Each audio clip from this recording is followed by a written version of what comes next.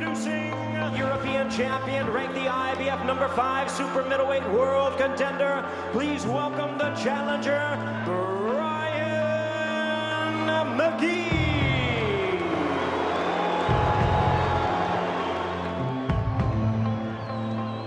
Boxers make the ultimate sacrifices to pursue their dream of becoming a champion. It's here in Montreal where Brian McGee will try and propel himself into the boxing big time. Everybody's talking about it, everybody knows him everywhere, stunt everywhere you go, billboards everywhere.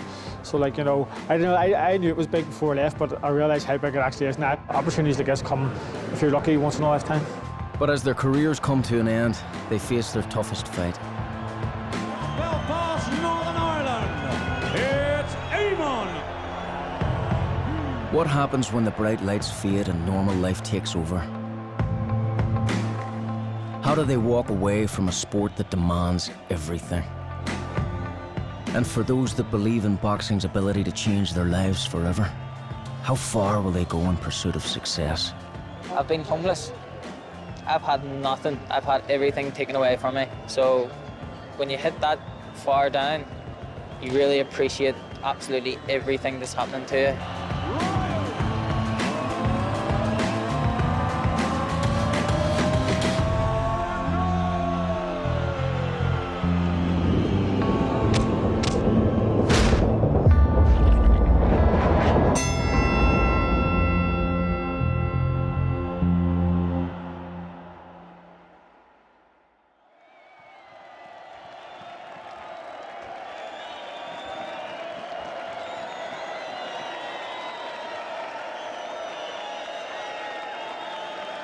Estelar, se cambia el horario y vendrá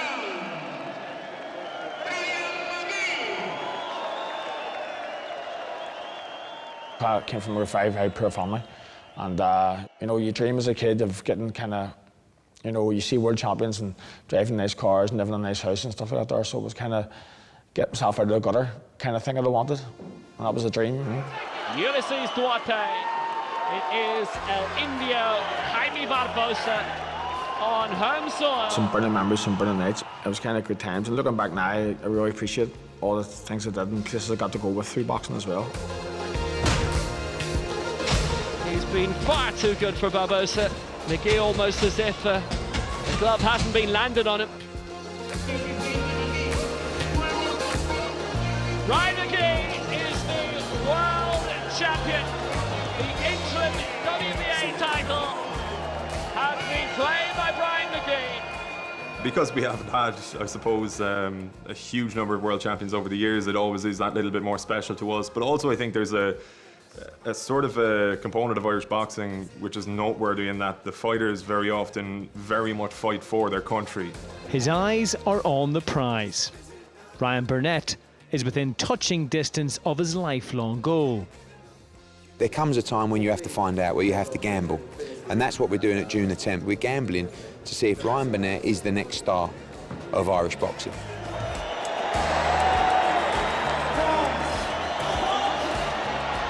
I don't think it can get better than winning your first world title, but then in my second fight I unified the division, something that many fighters just can't do.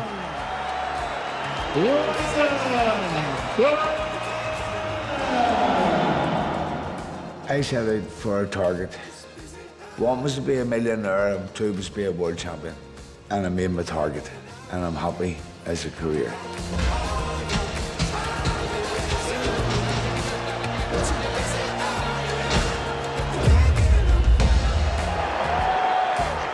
It's almost incomparable to any other walk of life.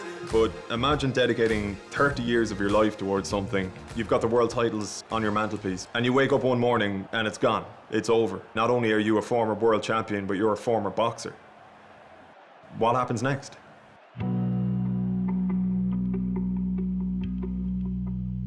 Only 3% of boxers will earn enough in their careers to retire and never work again.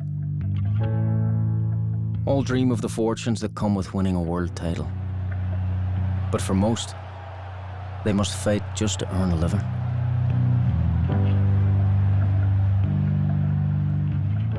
I'd see you coming for a big 10-round war and you win that fight. There's no better feeling in the world, and I fight for that feeling. Professional boxer Tyrone McKenna aims to follow in the footsteps of Northern Ireland's boxing giants. I want to make a lot of money, I want to live comfortable, I want to have a world title around my waist at one stage, but I'd love to go down as one of Ireland's most entertaining fighters. To become a champion, he must navigate struggles both in and out of the ring. A lot of people out there like to fill your head with these ideas that you're going to be a millionaire very, very quick and you're going to be on so much money. The reality is you're going to be paid buttons. You're going to be struggling to sell tickets. You're going to be struggling to pay rent. And that's not even for the first couple of days, that's for the first 3 or 4 years. You'll be struggling. At the start, when I fought one title, I thought, oh, geez, I'll be like Mike Tyson, you know, I'd have a tiger in the back garden and driving Ferraris and, you know, surrounded by beautiful women and all that kind of stuff, but it definitely doesn't work out like that. People they see you fight on Sky TV and see you fighting this glamorous night and they think you're, you know, everybody's think I was a millionaire, you know, walking around going, many million have you got now and stuff like that there. Certainly there is an allure to professional boxing because we associate it more so with this sort of glitz and glamour of the sport and the big nights in Vegas at Madison Square Garden. And I suppose for a lot of amateur fighters that will be the ultimate, you know, to make millions, to become a sporting superstar, I suppose. But the reality is a lot more harsh and the rewards are a lot more scant than perhaps social media and our understanding of boxing would lead us to believe. A lot of good young boxers, you know, fall to the wayside. It's a long, drawn-out process. Basically, you need at least 10 wins with a good positive record to get even your name mentioned for a title shot. A lot of kids, as I say, they don't earn much money until they get to championship level. Divided out by an hourly rate, you know, you wouldn't even be on the minimum wage. Most boxers begin by fighting for very little money. Typically, a fighter may be paid around £2,000 per fight. After costs, they take home considerably less. The ultimate goal is to establish themselves as high-profile fighters, with paychecks reaching the millions.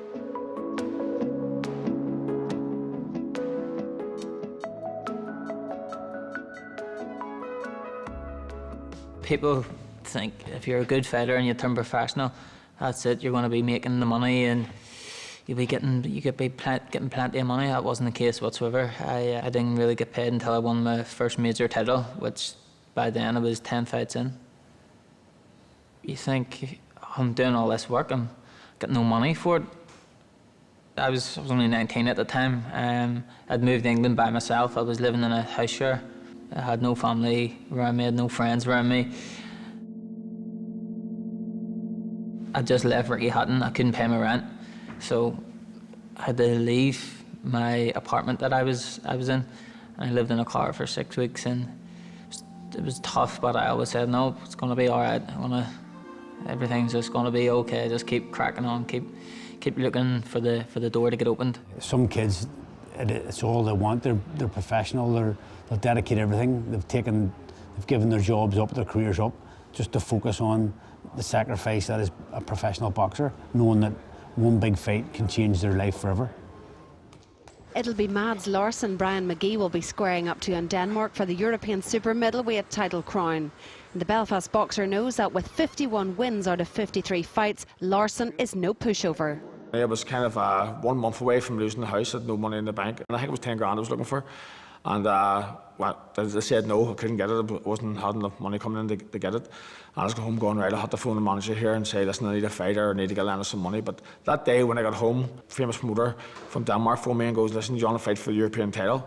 You couldn't have made it up. It was like, you know, such a relief off me. And if he'd offered me 10 grand, I'd have took the fight. You know, he offered me more, so. So much at stake, not just the European super middleweight belt for these two, but the prospects of bigger fights. As McGee knows, he just wants to go in for the kill and make life as difficult for Larsson as possible. McGee can surely spell an opportunity here in the closing 30 seconds. It might not last. And McGee's taken it. He's taken Larsson out in 7 rounds, not European super middleweight champion. And Brian McGee in round 7 finished the act. And how life may be so different for him. And I think that was one of my best fights ever, one of my best performances too, because there was just so much on the line. You know, I was kind of fighting for more or less my life and my livelihood.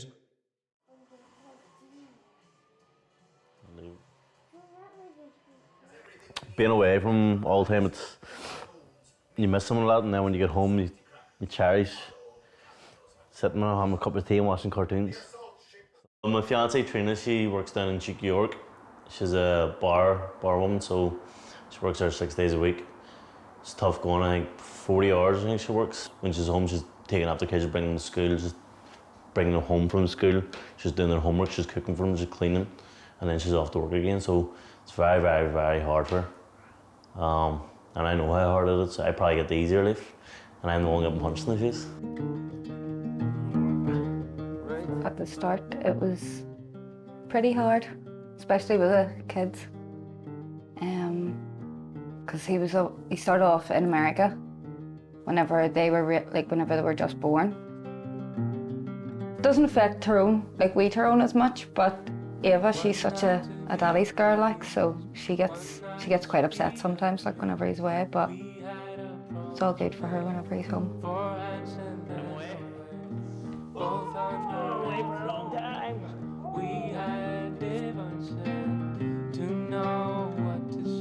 Right, you gonna miss me? Yeah? Yeah. I want to stay, but Daddy's got to go to work. To work? Can you box? You a good boxer? It is tough. It's hard not seeing our kids for. There was camps that I done 10, 12 weeks without seeing them. And FaceTime doesn't cut it most of the time, so it is tough. But I believe it's a process you have to do to become a champion. The victor returns all the way from South America and to the arms of his wife Catherine and new baby daughter Darcy. She was born just 5 days ago while her dad was away, and although he'd seen her photo on the internet, this is the very first time he'd had a cuddle. When I started training for a fight, everything came second, family came second. And that's hard for family, it's hard for my kids now when they're growing up as well, you know, because everything came second, because that's the way you have to do. If you're going to be a professional boxer, everything has to come second. It was just all about the fight, no matter what. It was getting in the ring in the best shape you could and to win the fight. Boxing's relentless physicality leads to short careers for most fighters. For 42 fights, Brian has pushed his body to the limit. I'm getting older as the days go in, but I'm feeling younger. So I'm getting going backwards, so I'm in my age at the minute. But I'm enjoying my training and my boxing more than I ever did. I was hitting 38, 39, and I was going like, you know, you're looking for the biggest payday you can, like, and Kessler was it. Yes, he was probably one of a great fight, one of the greats of that era. I still thought, you know what, I want to fight the best as well. I mightn't have much time left, you don't know how many fights, so I was just taking each fight at a time, and that was the fight I chose. They can't have close rounds. They're not going to steal a decision away from home. Good body shot from Kessler. McGee is down and really badly hurt, and it's early in the second round, and in the fight he just about gets to his feet. Is he going to lose it in his first defence?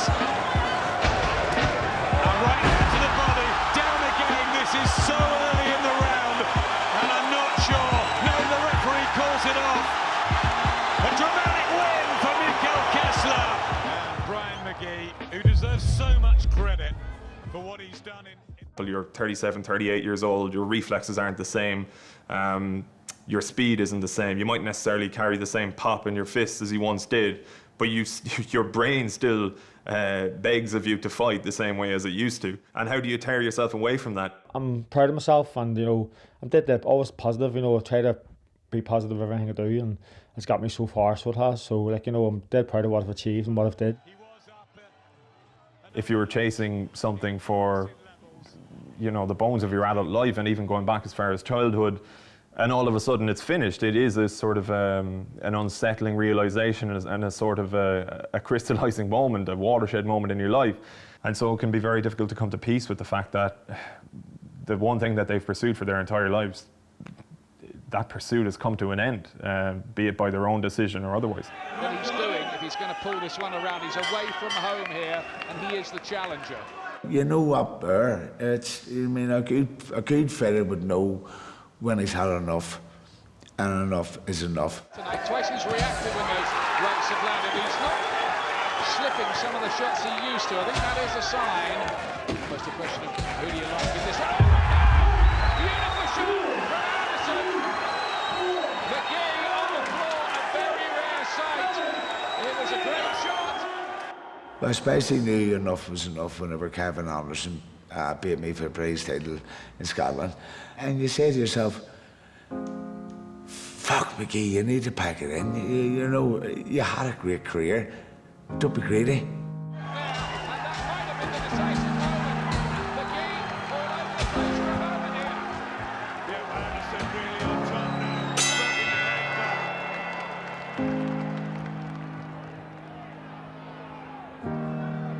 I think he knows, just didn't quite have enough.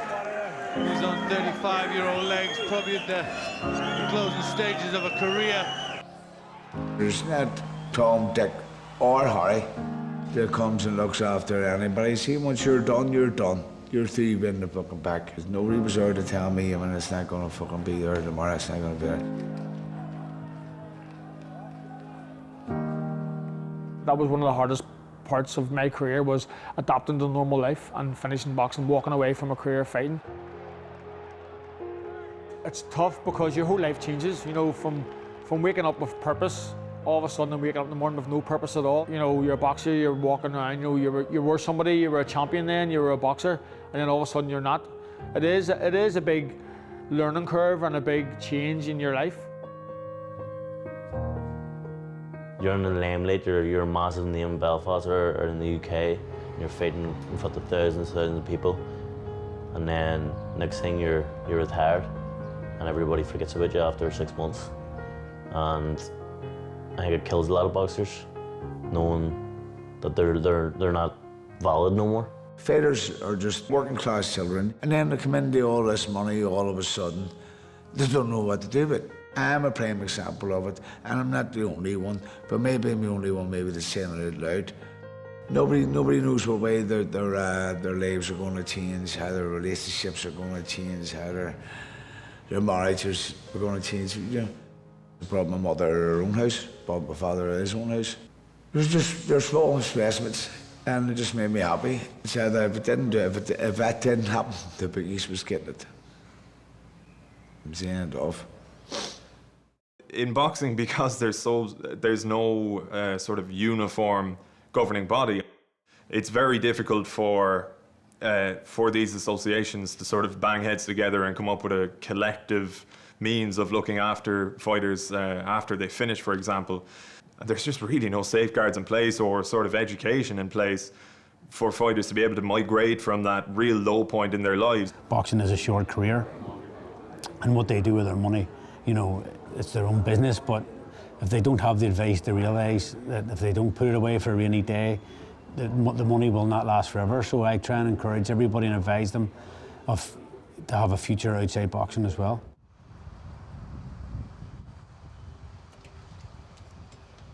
My past couple of fights was more or less just saving to get this place open. I always kind of knew what to do, so that's why I kind of kept on towards the end. I could have walked away, but one more fight will get me the money to open up my own business.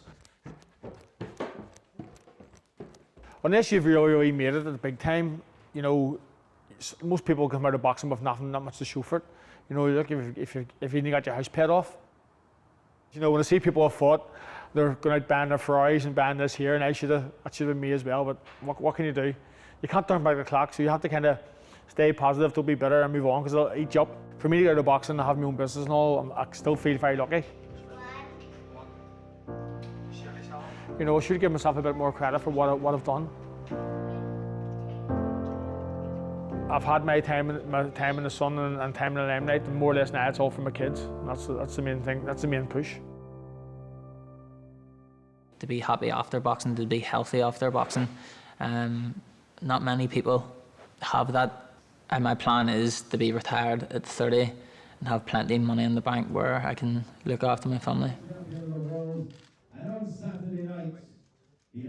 It's dubbed the Champions League of Boxing. The World Boxing Super Series is a relatively new concept, and the overall winner will claim not just the Ali Trophy and all 4 bantamweight belts, but also a huge multi-million pounds paycheck. The quarter-final matchup will be a big test for Burnett, but one that he's relishing. I felt myself settling into the fight. I was definitely going to win the fight, and I could feel myself starting to find my range and find my distance, and everything was going good. Slow down the pace a little bit here. And just completely out of the blue, I ripped my internal oblique. Get a bit of range in that left hand now, Danae. Oh my goodness. Now I think he suffered a back injury here. He was pivoting on the back. Felt like something on the inside of my body ripped in half, and I couldn't move. My body wouldn't work. It wasn't doing what I was asking it to do, and the pain was excruciating. I went down. And I was trying to move and I couldn't move. And I was scared to punch because I knew how slow it was going to be. But I stayed on my feet, thinking if I just get through this round, I might recover a bit. Biggest crisis of Ryan Burnett's career, and the back's gone again. Ryan Burnett in desperate trouble here. And I don't think it was from a punch. It's a fighter's mentality. A fighter will always keep wanting to fight. I lost my world title, something I've worked my whole life for, in a fashion that somewhat just wasn't fair. That's a bit disheartening, but I suppose it's boxing, anything can happen. It's an uncertain way of making a living, in the sense that it can lead you to believe that you are going to become wealthy beyond your wildest dreams, and all of a sudden it can just take it away at the snap of your fingers. We went to the doctors and we had a good talk with the doctors, and the doctor just said to me, look, if you keep fighting, you're going to put yourself at more of a risk. And like I said, after long discussions with my team and everyone around me, it was advised that I'd be best stepping away from boxing.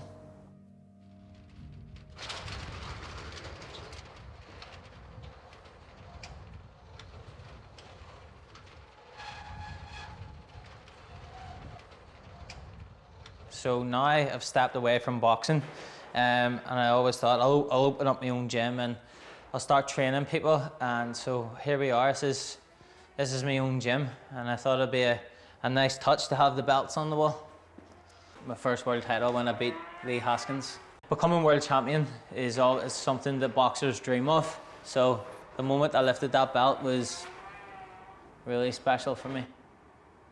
The Super Series really set me up for life. So, and because of that, I can provide for my family, and I own my own home. And at the end of the day, that's what really matters to me anyway. That's what really matters. Being able to have a home for my family and provide for my family means 10 times more than what any world title would mean. McKenna, Foley coming up, everybody ringside, and just about everywhere I've been speaking boxing over the last week or so have been excited and talking about and looking forward to this one. Tyrone McKenna, Dara Foley coming up next.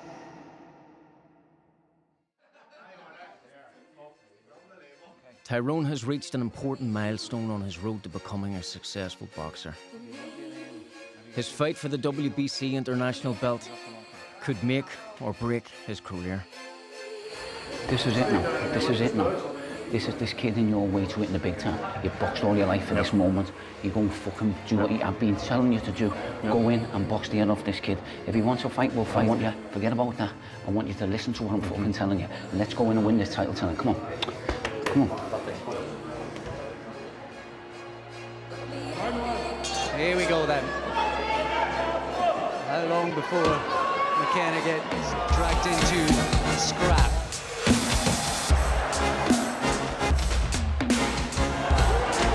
Oh, terrific left hand. This is the fight that everybody was expecting and predicting.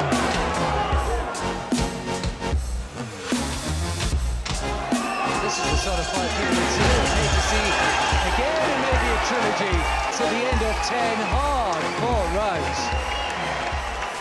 After 10 great rounds, we go to the scorecards.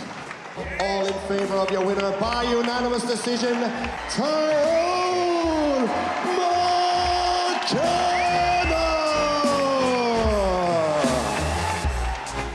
No, finally, the Celtics got a belt. They wanted a war and they got a war. And that's what they got, and that's what the fans love, and I'm sure they got the money's worth in it.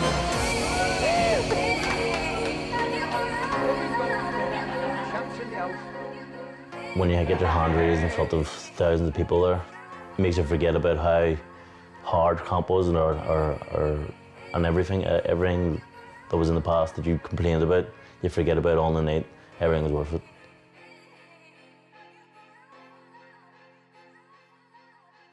Let me see it. Look inside it. Well done, Daddy. You done that nice neat writing, did you? Me on. Whoa. Well done, Daddy. I'm just a hero, aren't I? I stuck the boxing gloves on.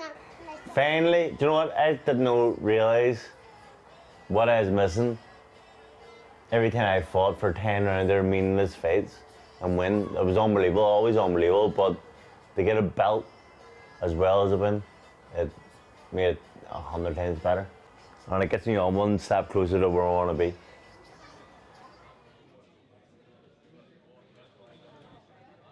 Again, ladies and gentlemen, thank you very much for coming. It's been much appreciated. I mean that too much.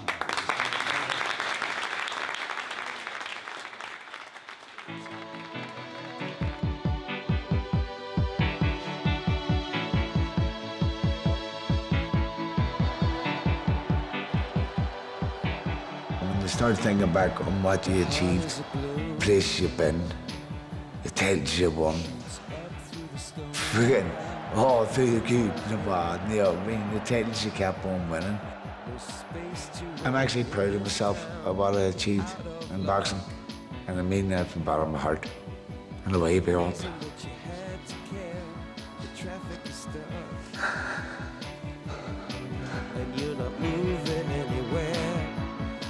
If you say to any up-and-coming boxer, at the end of the career, you're going to be a two-time world champion, you're going to own your own home, you're going to have your own business, would you accept it? Pretty sure all boxers would say, yes please. I was definitely one of those ones that would have said yes please. Boxing to me now, looking back, it's been everything. It's been life. It's given me a good life. You know, I owe it a lot as well. It's made me who I am today. The dream, and that's what I had in mind. I wanted the dream of winning the world title and being successful, and obviously making money for myself and my family. You just have to believe in yourself. You are going to make money. You're going to get that break. To get that belt, I think that kind of proves that I'm a high-level boxer and that I can go far in this game.